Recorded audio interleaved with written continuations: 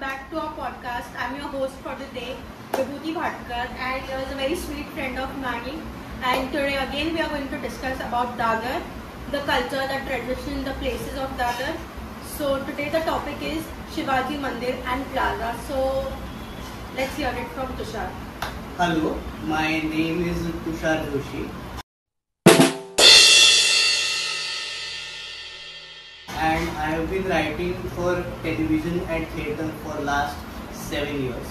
So I have been associated with Marathi culture, Marathi theatre and Marathi films for many years now.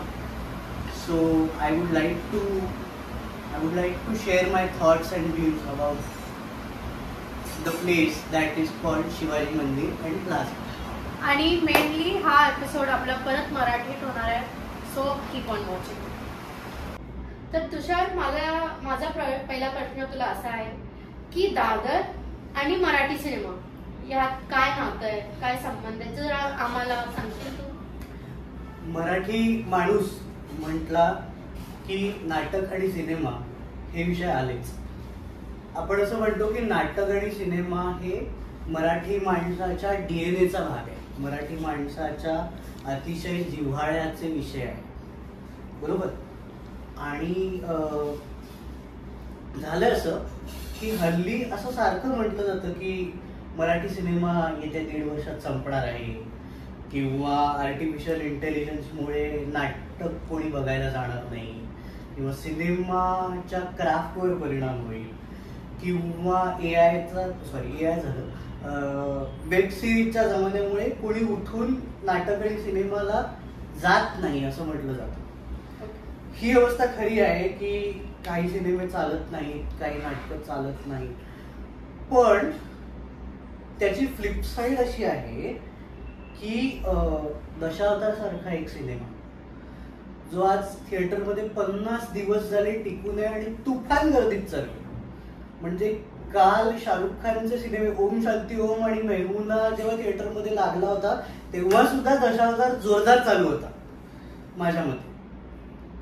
दुसरं महत्वाचं झालं नाटकाचं. तर असंही म्हटलं जातं की नाटकाची तिकीटं महाग असतात, ती सामान्य मराठी माणसाला परवडत नाही.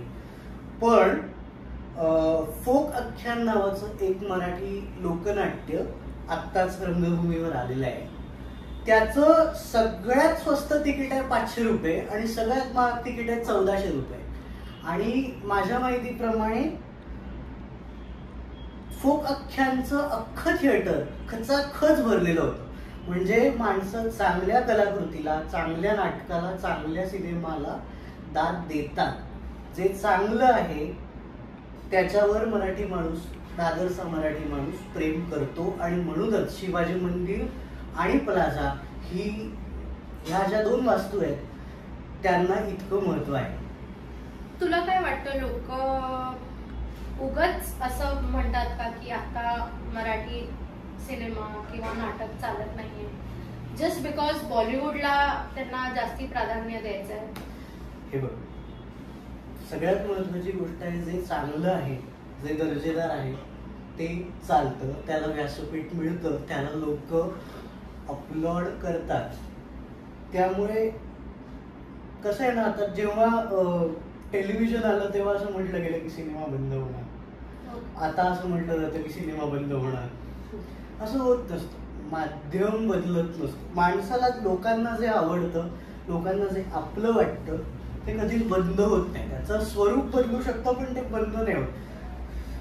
सिनेमा, मराठी सिनेमाबद्दल इतकं बोललं जातं की मराठी सिनेमा चालत नाही. एक वेळ अशी होती जेव्हा दशावतार, आरपार आणि बिनलग्नाची गोष्ट हे 3 सिनेमे एका दिवशी रिलीज झाले आणि 3ही सिनेमे उत्तम चालले. सो दादर हे शहर जे कल्चरली रिच आणि सुसंस्कृत म्हटलं जातं, त्यांना, त्या चोखंदळ प्रेक्षकांना ह्याची कदर आहे, याची गरज आहे. आणि म्हणून शिवाजी मंदिर आणि प्लाझा या 2 वास्तू गेल्या 50-60 वर्ष डौलाने उभ्या आहेत. आता जसा तू लेखक आहेस, तू मराठीमध्ये विविध सिरियलसाठी तू काम केलेलं आहेस, लिहिलेलं आहेस त्यांच्यासाठी, तर तू एक काय गुण सांगशील की तू लेखनातून काय शिकतोयस? सगळ्यात पहिली गोष्ट म्हणजे मी लेखनातून कथार्सिस शिकलो. म्हणजे मला जे बोलायचं असतं पण जे बोलायला मिळत नाही किंवा माझ्या मनात जे साचलेलं असतं ते व्यक्त करण्याची एक जागा म्हणून मी लेखनाकडे बघतो. लेखन ह्या गोष्टीने मला जास्त एम्पॅथी शिक. तर आपण पुढे चाललोय. मला एक सांग की शिवाजी प्लाझा किंवा मंदिर दादर मध्ये बांधण्याचा उद्देश काय? माझ्या मते ते दादर मध्ये बांधण्याचा उद्देश हेच आहे की दादर हे मुंबईच्या बरोबर मध्यभागी येतं, मिड पॉइंटला येतं. त्याच्यामध्ये सेंट्रल लाईनची लोक येऊ शकतात आणि वेस्टर्न लाईनची लोक सुद्धा येऊ शकतात. त्याच्यामध्ये सगळ्या क्लासची लोक त्या शहरामध्ये राहतात, सगळ्या कल्चरची लोक त्या शहरामध्ये राहतात. सो एका अर्थाने दादर हे अत्यंत इन्क्लुझिव्ह शहर मानलं जातं.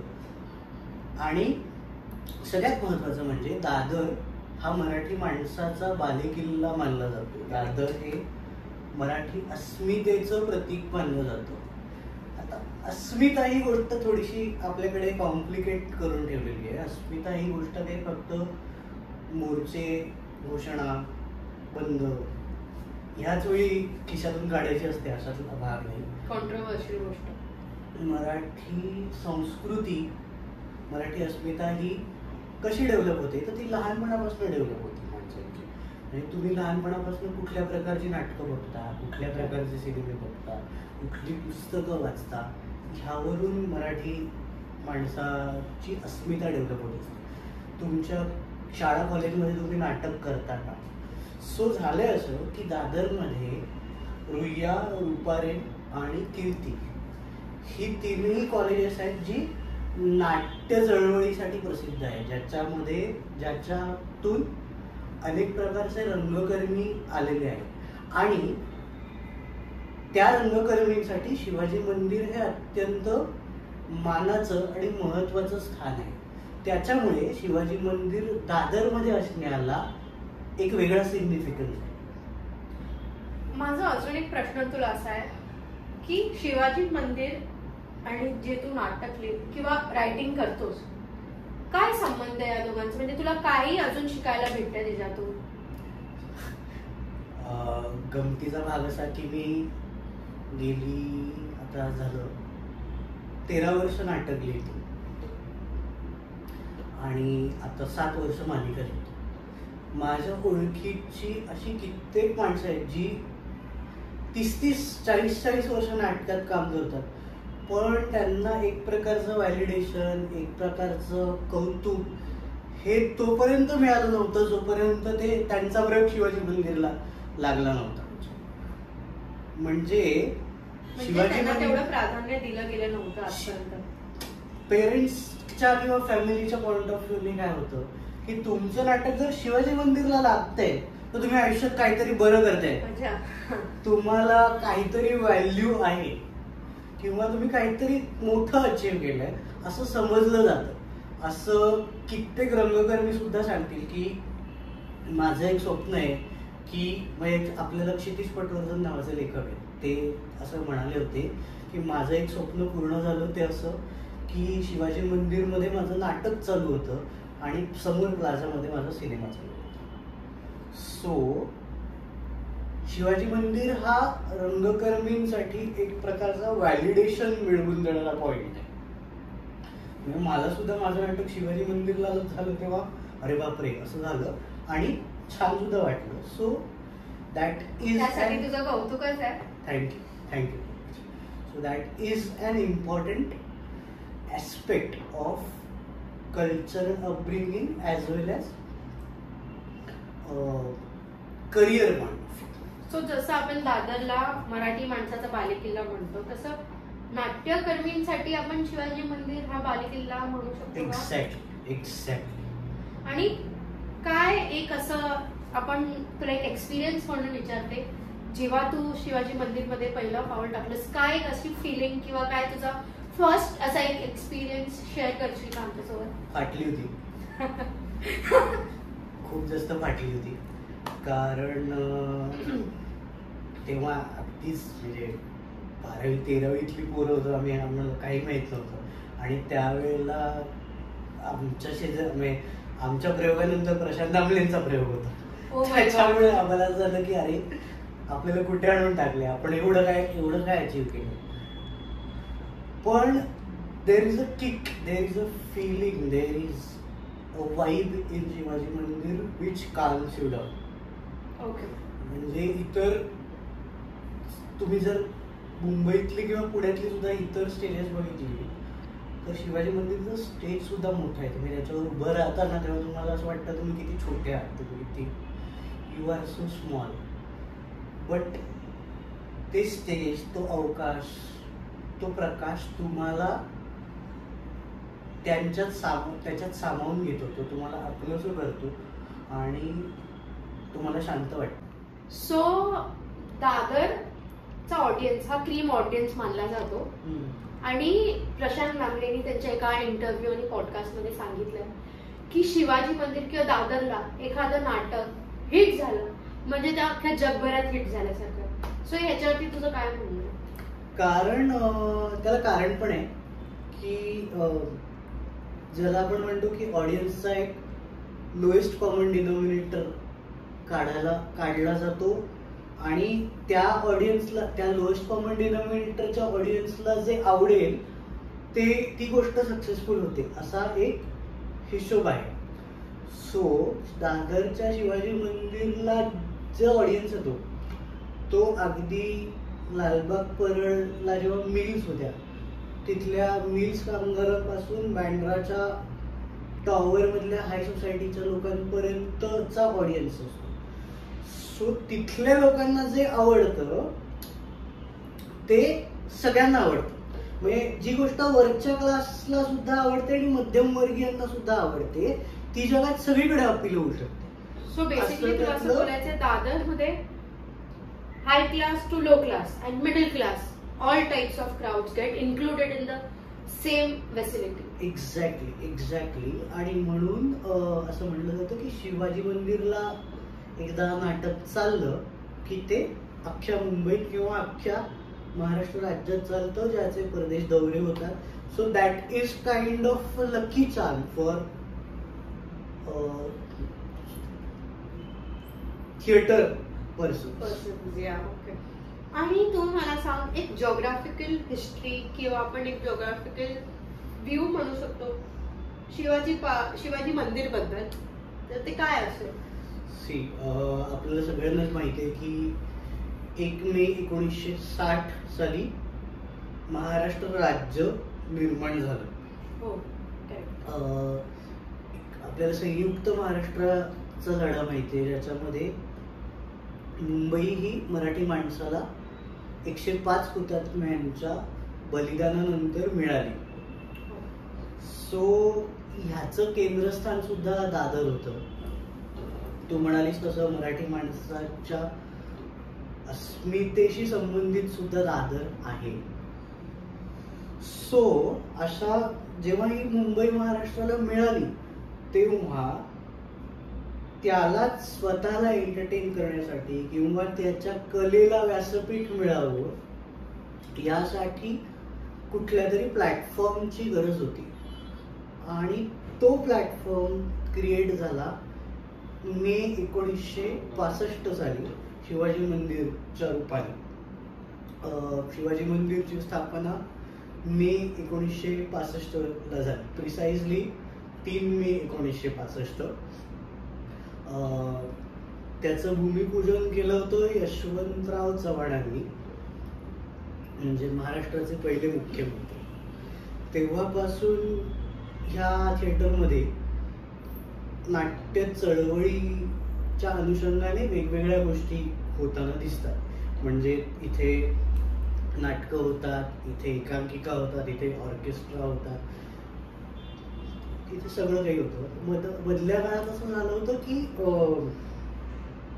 मिल्सचा संप झाला, लालबाग परळच्या मिल्स बंद पडल्या आणि असं झालं की मराठी माणसाला नाटक परवडत नाही की काय.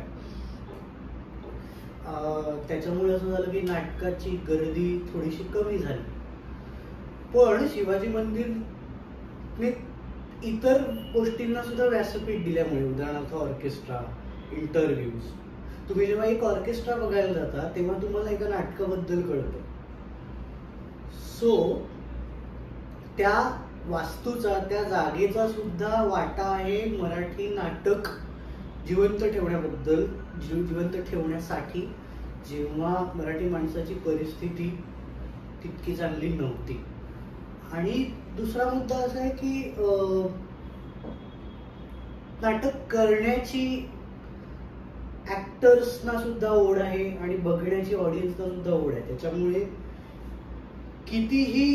कितीही ठरवलं तरी त्या एक्सपिरियन्स पासून लोक लांब नाही राहू शकत. म्हणजे आपण बघतो की आत्ताचे जे स्टार्स आहेत, नाना पाटेकर किंवा विक्रम गोखले, डॉक्टर लागू, ही जी मोठी मोठी माणसं होती त्यांना सुद्धा शिवाजी मंदिरमध्ये आपलेपणा वाटायचा. इनफॅक्ट नाना पाटेकरांचा एक किस्सा आहे जो माझ्या मते माझ्या मते शिवाजी मंदिरलाच घडला आहे. की आपल्याला माहिती आहे पुरुष नावाचं एक नाटक जे आता सुद्धा नव्या संचात चालू आहे. तर पुरुष मध्ये नाना पाटेकर एका अत्यंत घाणेरड्या विलनचं काम करायचे जो एका बाईवरती बलात्कार करतो. तर ते इतकं इफेक्टिव्ह काम करायचे, इतका लोकांना त्यांचा राग यायचा की दादर सारख्या सुशिक्षित, वेल मॅनर्ड, कल्चर्ड शहरात सुद्धा एका बाईला राग आला आणि तिथे ऑडियन्स मधनं चप्पल फेकून मारली होती नाना पाटेकरांना. आणि नाना पाटेकर आजही म्हणतात की तो माझ्या कारकिर्दीतला सगळ्यात मोठा पुरस्कार आहे. सो दादरचा ऑडियन्स किंवा शिवाजी मंदिरचा ऑडियन्स हा नाटकाच्या प्रती इतका जास्त इन्वॉल्ड आहे की त्यांना त्यांना ते सगळं खरंच वाटतं, त्यांना ते आपलं वाटतं. आणि जोपर्यंत ते आपलं वाटतं ना तोपर्यंत या वास्तूंचं महत्व कमी होणार नाही. शिवाजी मंदिर आता मी म्हणालो 65 साली झालं, प्लाझा तर त्याहून जुनं आहे. ते सिंगल स्क्रीन आहे, जे मल्टिप्लेक्सच्या गदारोळात सुद्धा आज डौलाने उभं आहे. कारण मुळात नाटक आणि सिनेमा ह्या गोष्टीची आवड आहे दादरकरांना आणि त्याचं महत्व कधीच कमी होणार नाही. एक मला तू सांग ना, एक आता सहज आपण दादर बद्दल पण बोलतोय, तुझं आणि दादरचं एक असं छोटं कनेक्शन किंवा काय आठवणी आहेत? माझी girlfriend दादरची.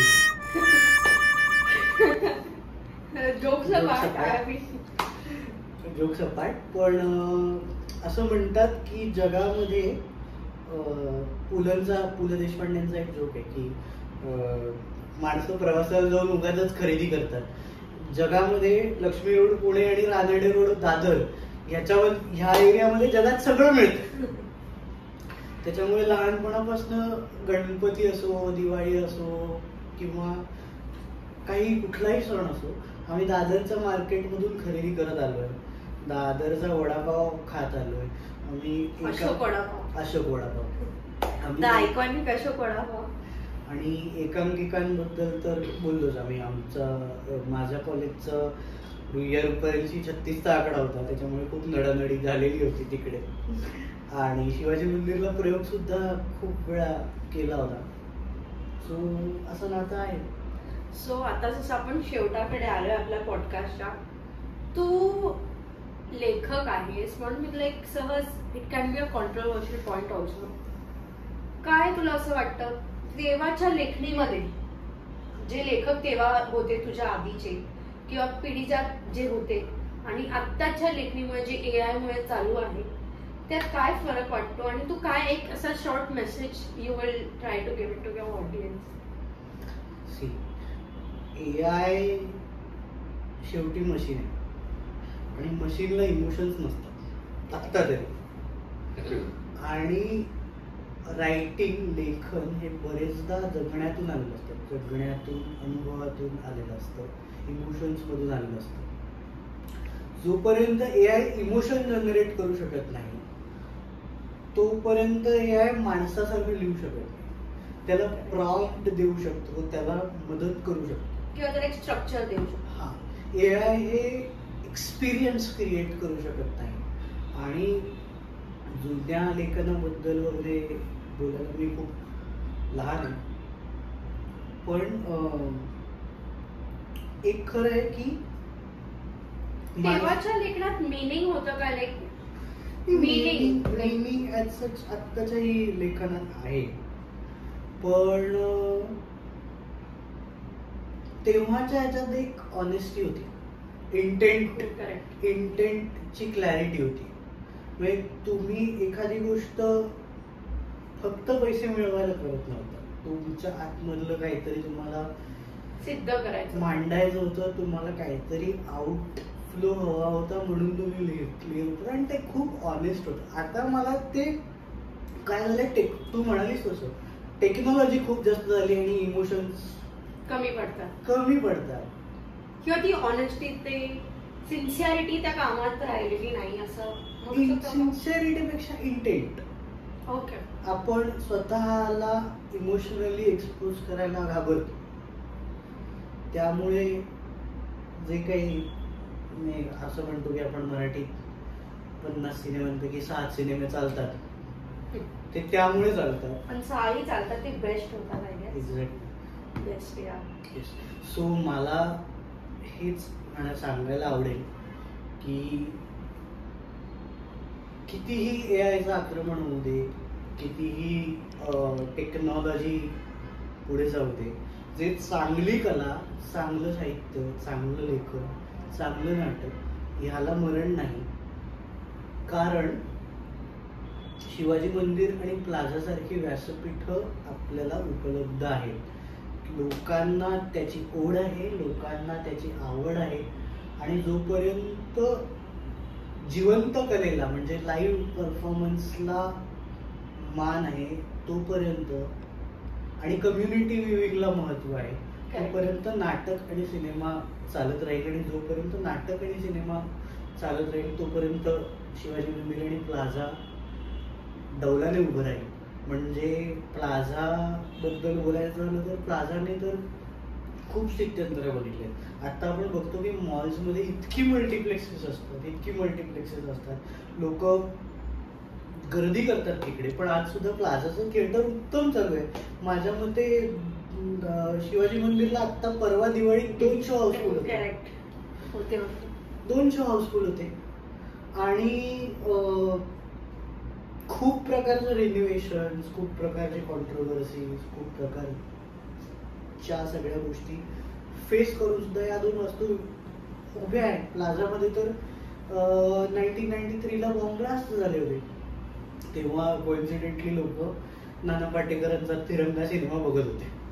So that is bit ironical. पण त्यातून सुद्धा ह्या वास्तू सावरल्या, उभ्या राहिल्या, रिन्युएट झाल्या, आणि आज लोक तिथे जातात. शिवाजी मंदिर सुद्धा 2022 साली रिन्युएट केलं होतं, 2 वर्ष बंद होतं, आणि आता ते उत्तम चालू आहे. सो चांगल्या कलेचं जे व्यासपीठ असतं त्याला समाजामध्ये प्रचंड मोठा मान असतो, आणि तोच मान गेली 50हून जास्त वर्ष ह्या 2 वास्तूंनी मिळवल्या आहेत, आणि ह्या 2 वास्तू दिमाखात उभ्या आहेत. सो खूप बरं वाटलं मला आज तुझ्याबद्दल हा स्टेज शेअर करून. Thank you. So really like it what ever you have sed, and I hope my audience will also like it. Thank you so much. And guys, thank you so much for being with us. Thank you. Follow our page, subscribe our channel, and see you in the next episode. Bye.